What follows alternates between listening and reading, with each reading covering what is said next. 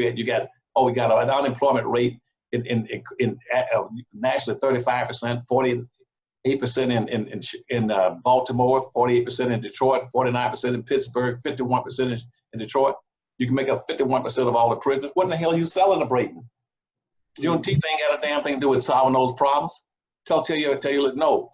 I want a special day for Black people, for people can go out and have speakers that say, here are the things, we talk about the things we've done.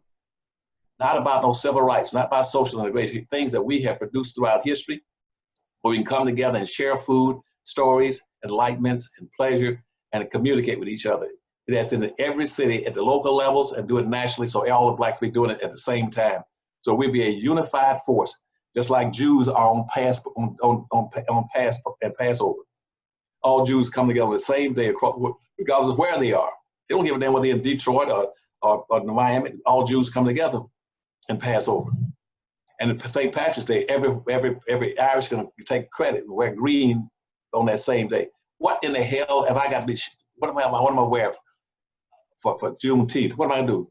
Get a croaker sack and some crow shoes and put on a sack on my back?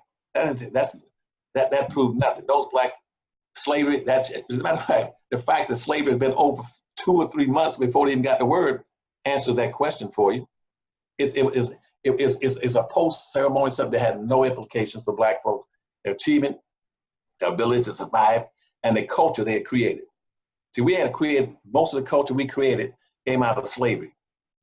We came in here stripped of our culture, our language, our religion, our health, everything. We created a Black culture that nobody, what happens is that we give it away under the doctrine of unequal exchange.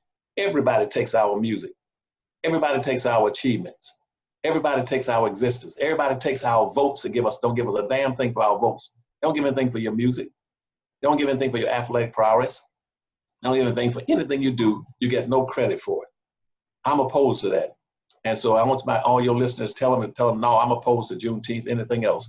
I want a special day called Harvest Day. Harvest means bringing forth the fruits of your labor and getting credit for it and having some value attached to it.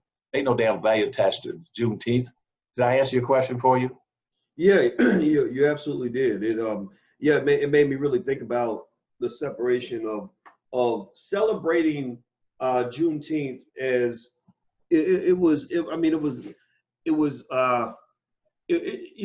I think it's almost there's a difference between celebrating something that happened in the past that was really kind of the day they stopped doing something horrible to you.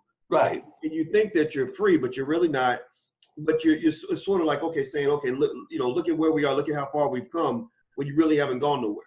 And you're almost celebrating nothingness, as opposed to National Harvest Day, which has an agenda in terms of a productive agenda in terms of reminding us of who we are, how great we are, what we actually accomplished. That's right. And what we can be. And what we can reclaim is our culture, our strengths, our value. And see, I would never tell Black folk go out and celebrate an ass whipping. If I were whipping you right now and I whip your butt for 10 days straight, then on the 11th day I say, okay, I'm tired of whipping your butt now. And you said, well, I'm going to go out and celebrate this. I'm going to call it 11th day free. Wait a minute. No, Dr. Watkins, you explain that to me. You're a bright man. Why would I celebrate your cease to quit with my ass? Then I'll take 3 months to even figure out I did you quit whipping my ass. Anyway. National end of the ass whooping day. Okay. That's right. But anyway, I hope that makes some sense to you. Do me a favor, ask all your listeners, see what they feel about it. Do they think that I'm on the right course by recommending a Harvest Festival Day, which means good times, coming together, uniting in common need and interest and prosperity, and then learn how to practice group economics and group politics. And that makes it a sense versus some Juneteenth where you're celebrating somebody whipping your ass. Everybody, what do you think? What do you think? Are you guys? Can I get a commitment from you guys that you are going to mark National Harvest Day, Harvest Festival Day on your Harvest Festival Day? Yeah. Harvest Festival Day will become part of or your set of holidays you'll celebrate each year. Okay, all right. So I'm seeing some yeses. I see Lolita and Jay and DDS and Dual Victory and Timothy Hudson and Lisa Attaway and Quentin. Okay, I'm getting a lot of yeses. Okay, good. Let me see. Great idea. Dr. Claud says Deb Angelique says, set the date. We don't need political permission. Absolutely not. We don't need the government's permission to create a holiday. Let me tell me it'll be the first Saturday in September every year. Yeah, I was just about to ask you that. And so it's the first Saturday in September. First Saturday in September of every year. So you guys mark it on your calendar.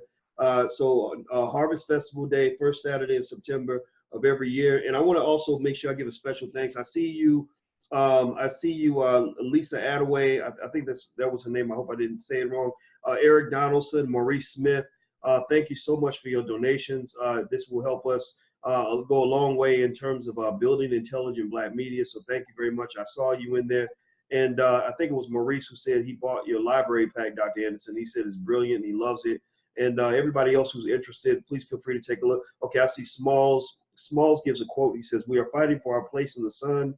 We will not rest until that place has been secured." Brother Malcolm. Absolutely. And you guys know that I'm a big believer in celebrating the birthday of Malcolm X every year. So thank you all for your support. And we appreciate that. And also, if you would like to go and check out some of Dr. Anderson's books, you can go to powernomics.com. That's powernomics.com. Hit that thumbs up button. If you're on Facebook, please take a second and share this video. Also, don't forget this podcast is on iTunes and SoundCloud, so you can actually download it and listen to it in addition to watching it. So you don't have to just watch it on YouTube. You can listen to it. So Dr. Anderson, let me. So officially, the Us Too movement has been kicked off now. This is the movement of the Us Too movement, because we're going to come together. This is the first floor of the Us Too movement. And then you tell them that try to go out and get those books, the Power Pack books, because if they're going to understand these issues and get facts and knowledge, the only place I'm going to get is out of those books. I read thousands of books in my life, but all the information they want to know has been compressed, packaged in that library pack that they can get from the Powernomics Corporation for $99. Get all 5 of those books. Everything we're going to be talking about on your show, and plus that, I'm going to be initiating a podcast, which I've mentioned to you before, where it come up on like maybe on a Tuesday, right before, sometime about the day before I get on your show, because both of them are going to be linked together, and it'll be about connecting the dots. Because everything I do, I want to go back and show you that everything that happened, nothing happened to Black folk by accident. Everything, Black folk have never been any more nor any less than what the dominant white society want them to be. That's why they haven't been in some side, and the white society has never wanted Blacks to be competitive in terms of money and resources and power with them. They're not gonna let you do it. That's why we're gonna withdraw, pull our own thing, take our foot off the brakes, and so I put it on the gas pedal. And I'm gonna come on that podcast, and it's called Connecting the Dots. And with you now, I'm gonna do it on a Tuesday. And it'll only be about 10 or 15 minutes. Then come right back on Thursday with you, and we discuss all that stuff. And I tell Black folk, if they hear anybody else coming up talking about the things we're talking about now, you know they're BSing you. The claim jumpers jump out there in the section and try to take over and take you the wrong way down a back alley, then rape your ass and rob you and lay you prostrate on the ground. So don't watch out for the claim jumpers. If it's not coming from Boyce Watkins Business School, and that'll be one of the key elements in this retaking our own money back, our own wealth, and building our own communities and our own power base. All right. Well, I tell you, Dr. Anderson, everybody knows that watches, my channel. They know that I have your books right here. That's good.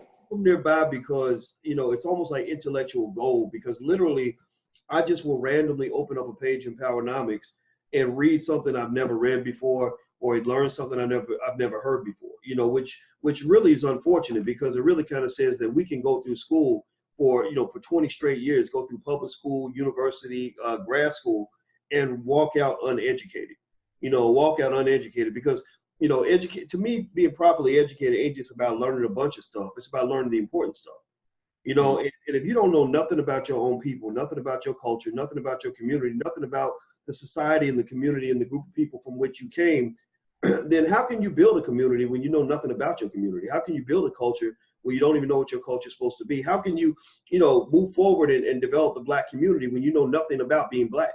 And I think that really speaks to the fact that, it's not so much our brains are empty, it's that our brains are filled with all the wrong stuff.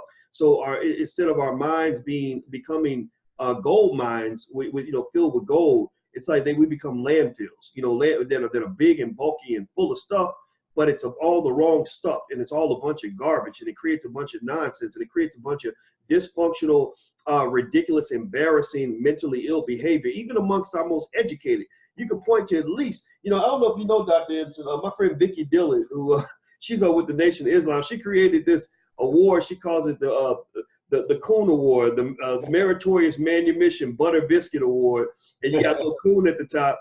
And she gives out this Coon Award every week to some Negro on TV who probably went to Harvard, who's out here cooning and looking ridiculous. So to me, what good is all that education if you're embarrassing your family, embarrassing your people, and just looking crazy because you've been filled with all these dysfunctional ideas? So that's why I love your books, because I feel like I'm being educated thoroughly on who I am for the first time in my life, and that's why I'm loyal to it. If you ever want to know why I'm so loyal to Dr. Anderson, is because I ain't read nothing like this nowhere else. I mean, I got Amos Wilson's The Blueprint for Black Power back there. I got a few other books, but I mean, this really took my brain to another level. Everybody else, tell me if you agree, if you've read any of these books. Dr. Anderson, I don't know if you have something to say in response to that at all. You're right on top, right on point, on target. But the great sadness is that and I guess most of our blacks don't understand this. That's why I told you about the black communities. Do you know that in this country there were no white historians in 400 and almost 60 years that would ever write anything tangible, specific, uplifting about black folk? Did you know that? Nobody would publish it. The first time white folks started writing anything about black folk in America, it then occurred about 1948, 1940s. And only a few blacks have been able to squeeze a book out here and there, like W.B. Du Bois or G. Carter Woodson or a couple other writers. They were able to squeeze out a few books. White folks didn't buy the books. They wouldn't publish books. Wouldn't say anything positive about black folk because they control the minds by controlling the books. That's why one state legislator in South Carolina said, we're going to take all necessary means and measures to make sure that no light ever enters a Negro's mind, okay? A brain. But yet right now, in all the textbooks in school, outside of the black community, guess who wrote all the books that they're learning out of, read out of? And they're trying to pretend that somehow that there's no difference between the descendant of the slave master and the descendant of a slave. That is an insult to black folk. I cannot believe that they create these schools and people say, Dr. Anderson, why aren't your books in the school? Because for a simple reason, that whites make up the book selection committees. Even in the black universities, whites make up the selection committee. Whites own all the bookstores on black campuses.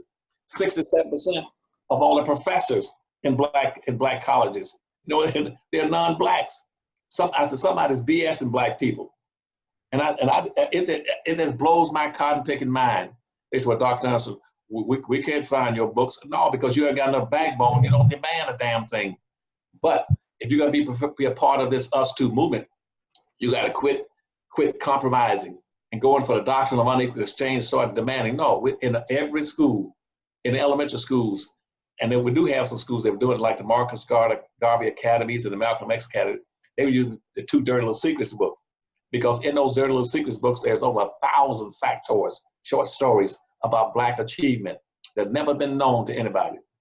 Those 2 books alone, those 2 academies were using black books. They're using in the elementary school for history books because nobody else would teach black history.